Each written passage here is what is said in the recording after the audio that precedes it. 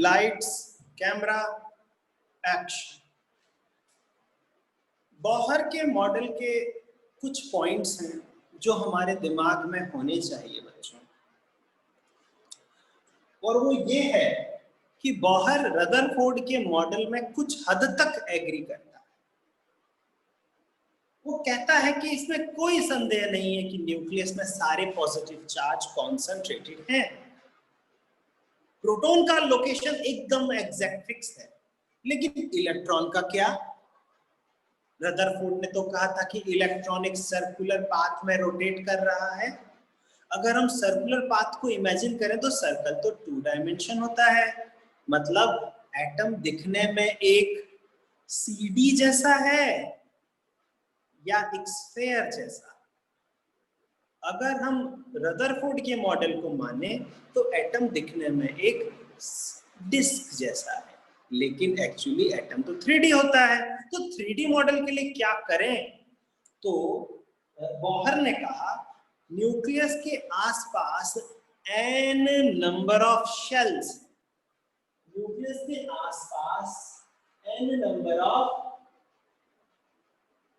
Shells, nucleus के आसपास n number of shells हैं।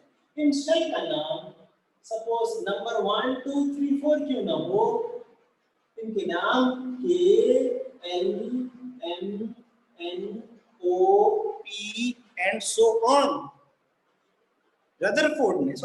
बॉहर ने इन शेल के बारे में जो बात कही है वो बात बस आप दिमाग में बिठा लो,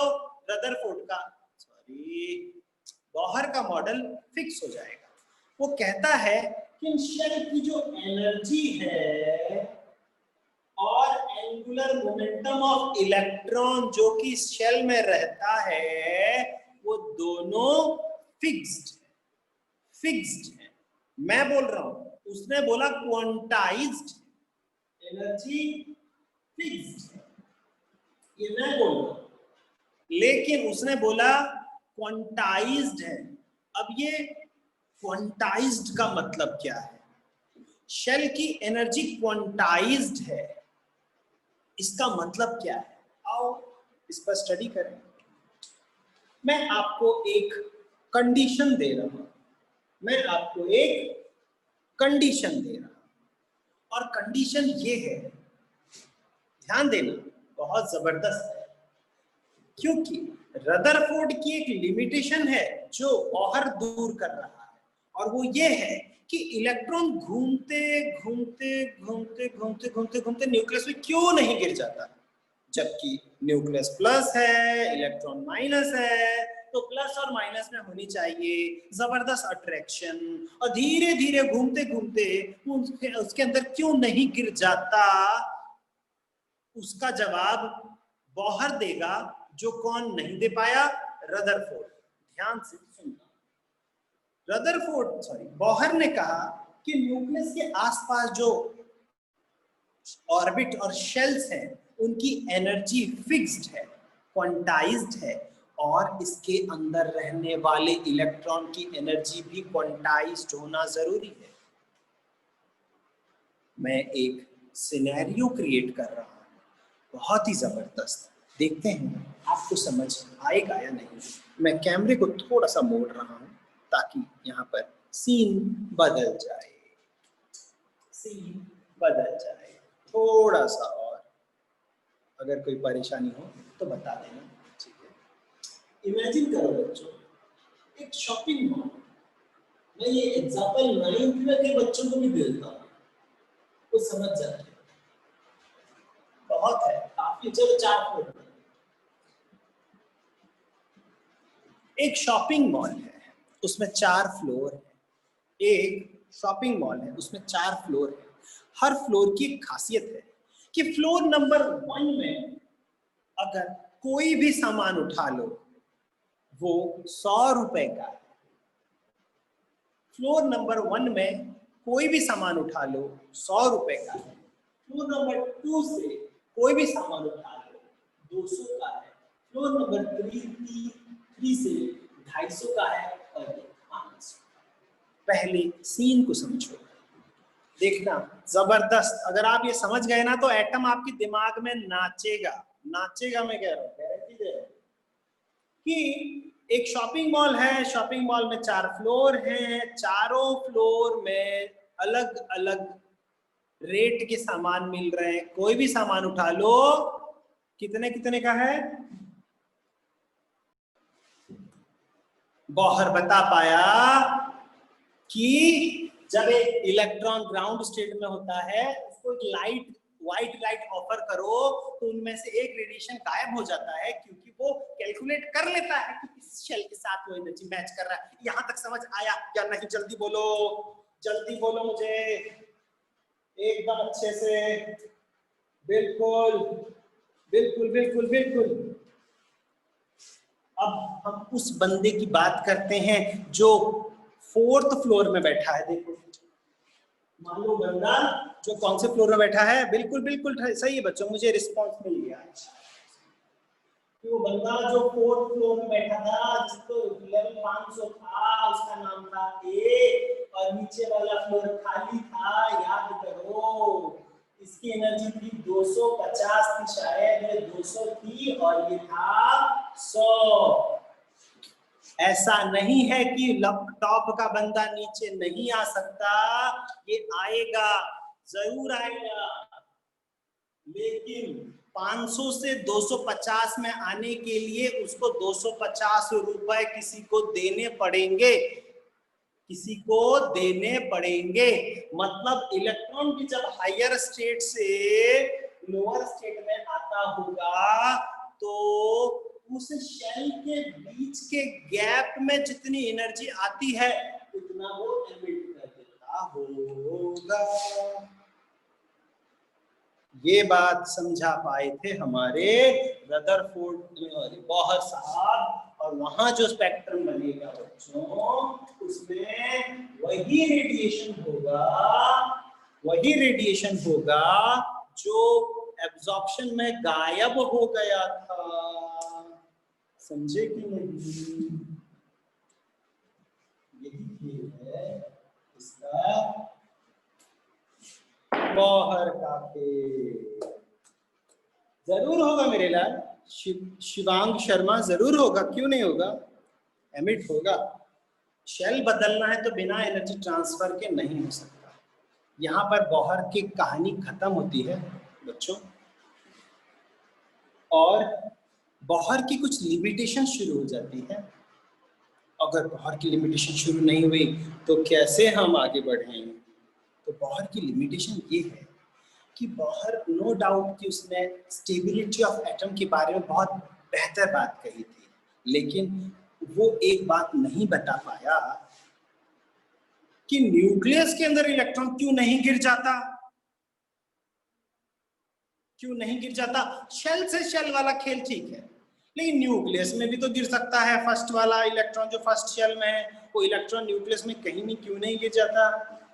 एनर्जी कांस्टेंट है, ठीक है, एनर्जी एमिट करके भी गिर सकता है। यहाँ भी कुछ बातें अधूरी है, बहुत सारे सवाल आगे आएंगे।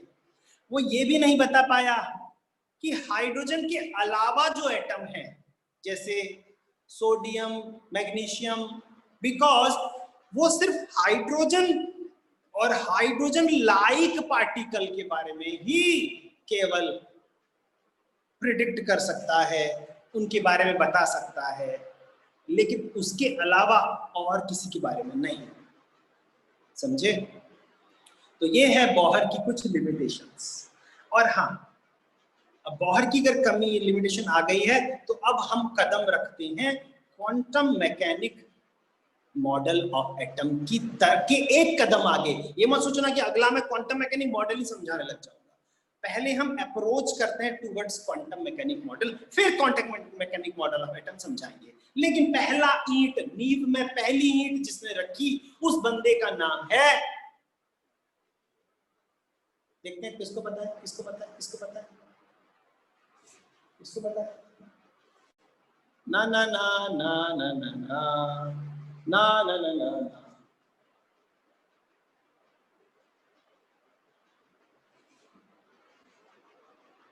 मैं बताता हूँ, मैं बताता हूँ, लगता है आप लोग ने उसका नाम नहीं सुना, नहीं सुना है लेकिन very good Priyanshu, Priyanshu very good. ओ डी ब्रॉगली, डी ब्रॉगली है। डी ब्रॉगली क्या कहता है, अब कहानी सुनो भाई, कहानी ही कहानी है, हर एक बंदे की कहानी सुनते जाओ, चैप्टर अपने आप आ जाएगा, बाकी चीज तो दूर की बात है, कहानी ही कहानी। चलो कहानी सुना डी ब्रॉगली की कहानी। डी ब्रॉगली इक्वेशन यहाँ पे हम बता रहे हैं बच्चों कि यहाँ पे डी ब्रॉगली इक्वेशन कैसे डिराइव हुआ। दो फॉर्मूले हैं, E equal to mc square और E equal to hc by lambda. तो mc स्क्वायर को hc बाय के लैम्डा के बराबर करो, c से c cancel, m into c equal to h by lambda, m into c equal to h by lambda. तो lambda is equal to h by m into c। इस फॉर्मूले के दो रूप हैं, इस फॉर्मूले के दो रूप हैं।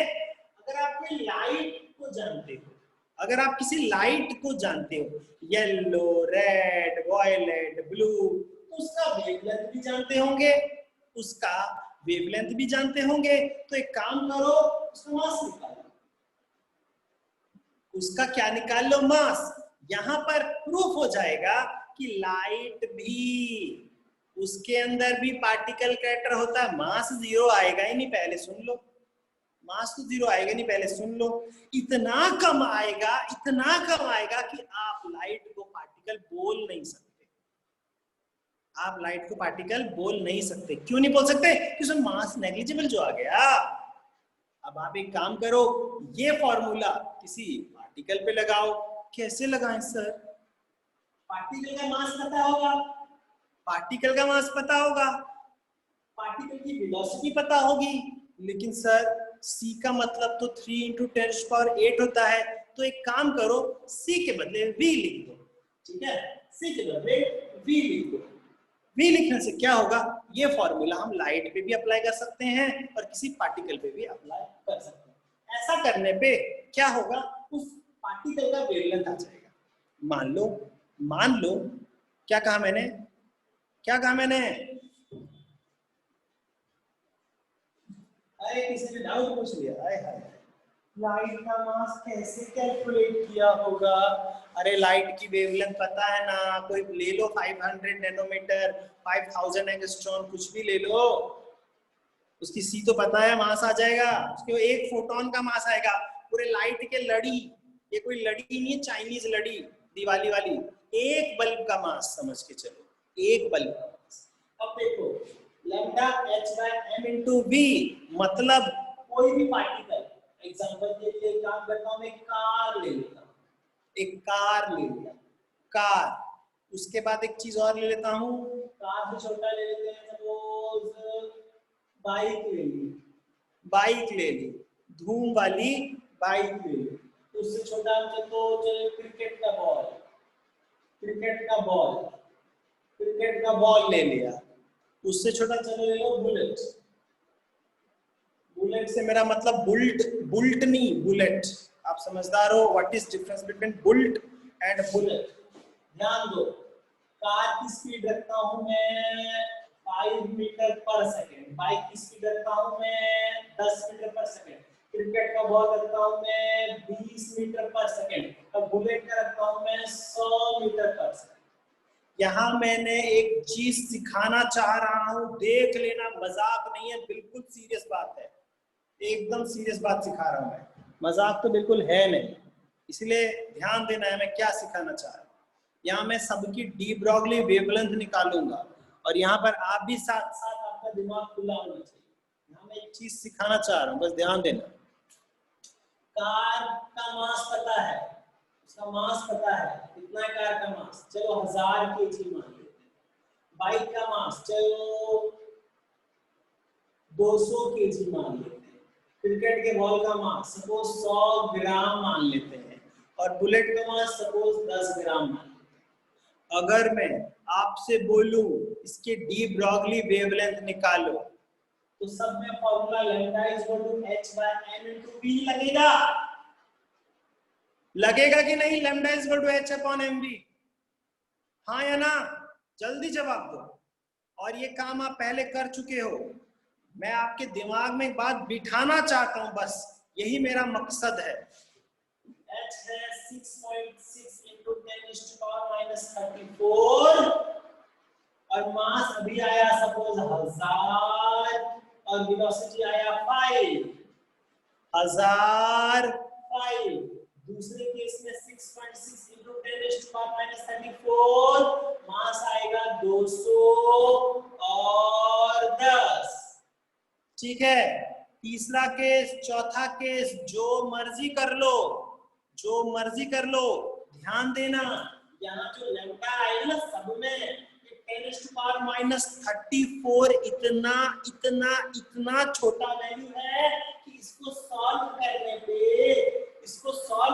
पे आंसर आपका 10⁻30 से नीचे जाएगा ही नहीं। ये वैल्यू -30 से नीचे जाएगा ही नहीं। यहां तक कुछ आएगा, -30 से नीचे जाएगा ही नहीं। मतलब एक छोटी सी बुलेट गोली भी अगर 100, 200, 500 की स्पीड से क्यों ना जा रही हो, आपका वेवलेंथ ज्यादा से ज्यादा 2 जीरो कम हो जाएगा ना। 500 में 2 जीरो ही होते हैं ना, कितना कम हो जाएगा? 2 जीरो कम हो जाएगा और क्या, यही है ना। तो हम चाहे तो सबका डी ब्रॉगली वेवलेंथ निकाल सकते हैं, लेकिन उसका वैल्यू इतना नेग्लिजिबल है, वेवलेंथ इतना नेग्लिजिबल आएगा कि आपको वो ऐसे ऐसे तो दिखेगा ही नहीं। माना कि वो ऐसे ऐसे होके ही जा रहा है, लेकिन ऐसे ही आपको नजर आएगा ऑब्जेक्ट। हो सकता है बुलेट थोड़ा सा ऐसे घूमते हुए आपको दिख जाए, हो सकता है थोड़ा सा दिख जाए, मगर बड़े ऑब्जेक्ट तो आपको पता ही चलेंगे, उसके वेवलेंथ इतने नेग्लिजिबल आएंगे। एक काम करता हूं मैं, क्यों ना इलेक्ट्रॉन पे फॉर्मूला लगा, ठीक है? इलेक्ट्रॉन पे लगा,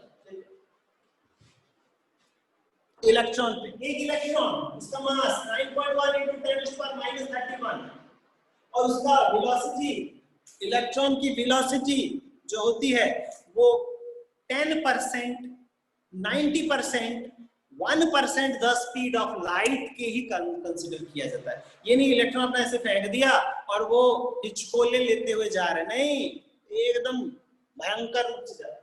तो 10% द स्पीड ऑफ लाइट, मान लो 10% द स्पीड ऑफ लाइट लेंगे, तो इसका वेवलेंथ क्या होगा? 6.6 × 10⁻34 अपॉन मास ऑफ इलेक्ट्रॉन है 9 × 10⁻31 और लाइट की 10% 3 × 10⁻7। एक बार देख लो जरा सब प्रेजेंट है या नहीं, जल्दी से हाजिरी दो।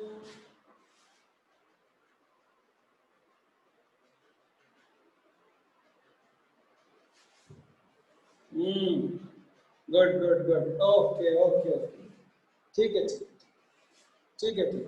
कुछ आलसियों ने हाजिरी नहीं दिया, वो शुभ मुहूर्त का इंतजार कर रहे हैं। ठीक, ओके, कैलकुलेट करें। -31 से -34 तो ऐसे ही देखो ड्रास्टिकली कितना चेंज आएगा, तो कितना चेंज आएगा? तो 6.6 अपॉन 9 × 3 ये 10⁻7 हो जाके 10⁻−7 हो जाएगा और ऊपर से -31 -4 मतलब 10⁻3। मतलब इसको एक काम करो, 7 3 21 है ना, 7 3 21 है ना, 20 मान लो, क्या फर्क पड़ेगा? ये 10 जा 3.3, ये 10 मतलब कि -1 मतलब 3.3 × 10⁻11 मतलब 33 × 10⁻, नहीं सही कर रहा हूँ क्या? देखो एक पॉइंट आगे किसका गया तो वहां 0 कम हो जाएगा, -12 मतलब 33 में सही कर रहा हूँ। एक बार देखो मेरा कैलकुलेशन पे मुझे भरोसा नहीं हो रहा है, तो देखें ए हाँ ठीक 33 × 10⁻⁻, पिकोमीटर, 33 पिकोमीटर। या फिर अगर आप पॉइंट को पीछे ले जाओगे, पॉइंट को पीछे ले जाओगे, यहाँ पे ले जाओगे तो 0.33 into 10⁻⁻10 हो जाएगा। 2 स्टेप पीछे ले जाऊंगा। और एंगस्ट्रॉन, मेरी बात समझ रहे हो? 0.33 एंगस्ट्रॉन। देख लो मैं क्या बोलना चाह रहा हूं। अरे यही तो वेवलेंथ का ऑर्डर होता है। एंगस्ट्रॉन, नैनोमीटर, पिकोमीटर, सुना है कि नहीं? सुना है कि नहीं? हाँ हाँ। तो डी ब्रॉगली क्या समझाना चाहता है, ये है सवाल। डी ब्रॉगली समझाना चाहता है कि मेरा फॉर्मूला केवल माइक्रोस्कोपिक पार्टिकल के लिए अप्लाई होगा। आप डेली लाइफ में ऐसा कुछ देख ही नहीं सकते कि एक ऑब्जेक्ट घूम रहा है और उसमें वेव कैरेक्टर आ जाए, क्योंकि उसमें पार्टिकल कैरेक्टर डोमिनेटेड है। आप कैसे वेव कैरेक्टर की कल्पना कर सकते हो? पार्टिकल कैरेक्टर, अगर आपको अगर वेव कैरेक्टर देखना तो पार्टिकल का मास नेग्लिजिबल ले लो, एक बुलेट ले लें क्या? नहीं, आप तो उसे देख पा रहे हो ना, कैसे ले सकते हो? आप और भी छोटे पार्टिकल लो।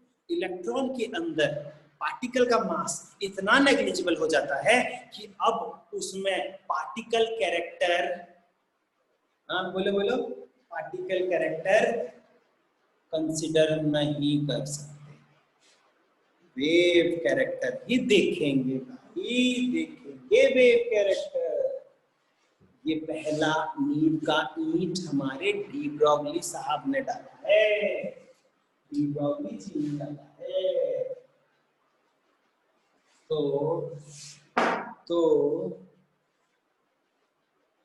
डी ब्रॉगली ने अगर इसके अंदर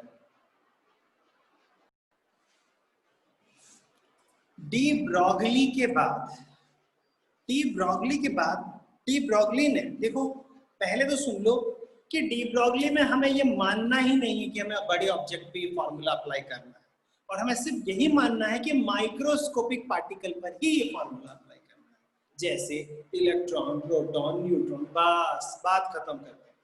तो हम क्यों अप्लाई कर रहे हैं? क्यों अप्लाई कर रहे हैं? अरे हमारी सरदर्दी है ना कि एटम का स्ट्रक्चर जानना है। किसने बोला था साइंस लेने को? पढ़ना तो पड़ेगा। इसका मतलब ये है कि अब साइंस लिए तो पढ़ना पड़ेगा, तो इसलिए डी ब्रॉगली का रूल सिर्फ एटम्स पर अप्लाई होगा, इलेक्ट्रॉन्स पर अप्लाई होगा, न्यूट्रॉन प्रोटॉन पे अप्लाई होगा। लेकिन एक विडंबना है, विडंबना मींस एक प्रॉब्लम है। अप्लाई कर तो दोगे लेकिन फिर भी एक प्रॉब्लम है। अब बोलोगे सर ये क्या बात है, हमारे साथ धोखा हो रहा है। वजह ये है, हाँ एक बात और बता दूं कि चलो बाद में, प्रॉब्लम ये है कि अप्लाई तो कर दोगे लेकिन उसका इलेक्ट्रॉन का क्या कैलकुलेट करना चाहते हो? मास और वेलोसिटी से मोमेंटम कैलकुलेट करें। मास और वेलोसिटी से क्या कैलकुलेट कर लेंगे? इलेक्ट्रॉन का मोमेंटम कैलकुलेट कर लोगे ना? कर लो भाई, क्यों नहीं करोगे? लेकिन वेवलेंथ मतलब कि एंगस्ट्रॉम, मतलब इलेक्ट्रॉन भी अपना वेव बना रहा है, वेवलेंथ होगा। कुछ रीजन में इलेक्ट्रॉन भी वेव बना रहा है, वेवलेंथ होगा। तो उस रीजन को बोला गया पोजीशन। क्या बोला गया? पोजीशन, क्योंकि वो पोजीशन एंगस्ट्रॉम के ऑर्डर में है। इलेक्ट्रॉन यहाँ है, यहाँ है, यहाँ। पोजीशन और मोमेंटम, इसके बीच एक टग ऑफ वॉर आ गया। यहां पर आ गया एक, क्या बोलेंगे, शनि, एक शनि ग्रह आ गया जिसकी दृष्टि पड़ गई इलेक्ट्रॉन पर। उस शनि का नाम है हाइजेनबर्ग। एक बात और है, हाइजेनबर्ग कह रहा है कि भाई इलेक्ट्रॉन पे अप्लाई तो कर दोगे लेकिन जब इलेक्ट्रॉन मूव कर रहा होगा तो उसकी मोशन 2 डायमेंशन नहीं है, उसकी मोशन 3 डायमेंशन, और वो एक माइक्रोस्कोपिक पार्टिकल है। 2 कंडीशंस। इसका मतलब अगर आप उसकी पोजीशन पता करने की कोशिश करोगे, मोमेंटम से हाथ धो बैठोगे, और मोमेंटम पता करने की कोशिश करोगे तो पोजीशन से हाथ धो बैठोगे। तो यहाँ एक नए कॉन्सेप्ट का जन्म होता है जिसका नाम है हाइजेनबर्ग अनसर्टेनिटी प्रिंसिपल, जिसका सीधा साधा मतलब ही यही है कि अगर आप इलेक्ट्रॉन पता करने में सर्टेन हो, श्योर हो, तो मोमेंटम, पोजीशन पता करने में सर्टेन हो, श्योर हो, तो मोमेंटम पता करने में अनसर्टेन हो जाओगे। और अगर आप क्यों, अरे अरे अरे क्या सवाल पूछा, क्यों, अरे पहले इसको नोबेल प्राइज दो भाई, बहुत अच्छा सवाल पूछा, क्यों, मैं इसका जवाब दूंगा। चलो इसके लिए भी एक सिचुएशन दो। और अगर आप मोमेंटम पता करने में सर्टेन हो जाओगे तो पोजीशन पता करने में हो जाओगे अनसर्टेन। क्यों? चलो आओ खेलें कबड्डी, आओ खेलें। तो हाइजेनबर्ग ने यही बोला, इट इज इम्पॉसिबल टू, अरे इलेक्ट्रॉन जब 3D मोशन में है न्यूक्लियस के आसपास, तो 3D मोशन तो एक टफ होता ही है, साथ में इलेक्ट्रॉन का साइज भी क्या है, माइक्रोस्कोपिक है। तो इट इज, तो स्टेटमेंट सुनो ना क्या बोल रहा है, इट इज इम्पॉसिबल, देखो बोल दिया उसने, it is impossible to calculate the position and momentum of a microscopic particle simultaneously. पूरी लाइन सुनो आंखें खोल के, आंख से पूरी लाइन सुनो। It is impossible to calculate position and momentum of a microscopic particle simultaneously. If you able to calculate the position, then certain in position, then it become uncertain in momentum. और लेकिन एक तो बात है, आप position पता करने में जितनी सर्टेनिटी हासिल करोगे और मोमेंटम पता करने में जितनी सर्टेनिटी हासिल करोगे, वो फिर भी h/4 से ज्यादा होगा भी नहीं। ये नहीं कि आज तो मैं निकाल के रहूंगा इलेक्ट्रॉन, जितना मर्जी कोशिश कर लो, आज तो मैं निकाल के रहूंगा, जितना मर्जी कोशिश कर लो, वो खुद ही बोल दे रहा है वो h/4 से ज्यादा भी नहीं होगा, जितना मर्जी कोशिश कर लो। ठीक है, और यही चीज फर्दर एक रूल है, किस पे अप्लाई होगा, किस पे अप्लाई होगा, माइक्रोस्कोपिक पर ही अप्लाई होगा। किस पे, माइक्रोस्कोपिक पर ही अप्लाई होगा। एक बात और, इसकी सबसे बड़ी एडवांटेज क्या है पता है, आप पोजीशन बढ़ा दो मोमेंटम छोटा होता जाएगा, पोजीशन छोटा कर दो मोमेंटम बड़ा होता जा रहा है। मोमेंटम को मारो गोली, आप वेलोसिटी से बात करो, न्यूक्लियस के जितना दूर जाओगे इलेक्ट्रॉन की वेलोसिटी क्या होती जाएगी, थप्पड़ मारूंगा मैं, पोजीशन बड़ा कर रहे हो ना, तो मोमेंट वेलोसिटी क्या हो जाएगी, और जैसे पोजीशन क्लोज लाओगे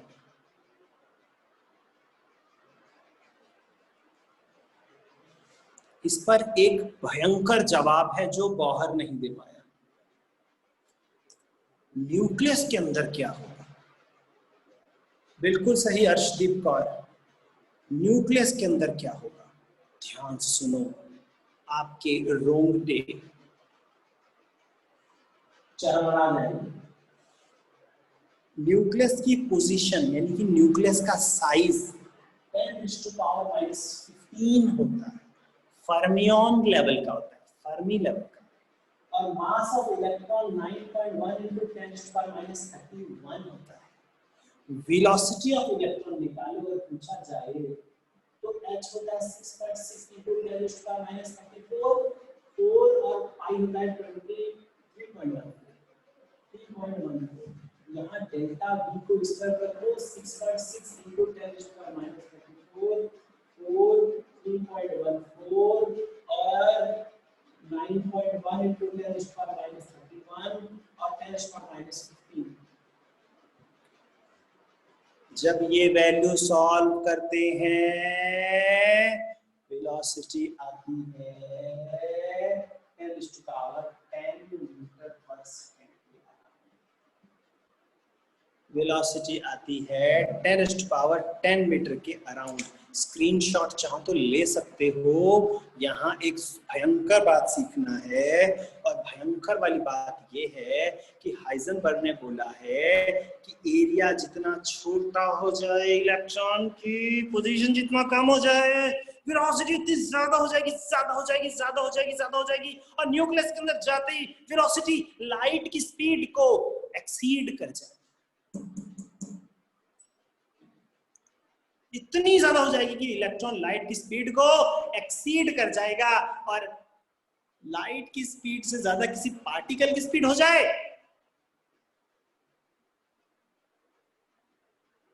हो सकता है क्या? इसीलिए इलेक्ट्रॉन न्यूक्लियस के अंदर एग्जिस्ट नहीं कर सकता, क्योंकि वो फिजिक्स के नियमों से बंधा हुआ है कि अगर उसे पता है अगर वो न्यूक्लियस के अंदर बैठा तो वो उसे लाइट से भी ज्यादा स्पीड ट्रेवल करना पड़ेगा, उसे अपने नियम पता है। तो बॉहर जो नहीं बता पाया कि why electron can not fall into nucleus, तो उसका जवाब ये बता, लेकिन आगे इसके भी कॉन्ट्राडिक्शन है बड़े सारे। लेकिन मैंने आपको एक ऐसा टच दे दिया है जो कि आप प्रूफ मैथमेटिकली प्रूफ कर सकते हो कि why electron can not exist in nucleus, क्योंकि इसका जवाब हाइजेनबर्ग के पास था।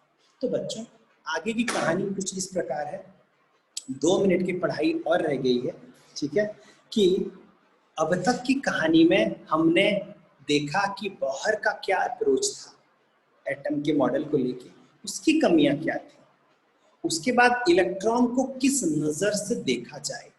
तो डी ब्रॉगली और जेपी थॉमसन ने प्रूव कर दिया कि इलेक्ट्रॉन को अब केवल वेव के नजर से देखो, ठीक है, उसको केवल वेव के नजर से देखो। लेकिन वेव के नजर से देखा तो उसकी पोजीशन और मोमेंटम पता करने में असमर्थ हो जाओगे, ये बात हाइजेनबर्ग ने बोला, ठीक है बच्चों। और एक बात, डी ब्रॉगली और हाइजेनबर्ग पे ऐसा कभी हुआ नहीं कि न्यूमेरिकल ना आ जाए। अगर आप इस पे न्यूमेरिकल ट्राई करोगे ना, बहुत मजेदार आएगा, आसान है, मुश्किल नहीं है। इसके बाद जो टॉपिक शुरू होगा वो आग है, आग, तबाही है, मतलब Schrodinger wave equation and quantum numbers, ये 2 चीज में चैप्टर खत्म हो जाएगा। और अगली क्लास में हो सकता है हमारा चैप्टर खत्म हो जाए, मिस मत करना। क्यों पूछो, क्यों पूछो।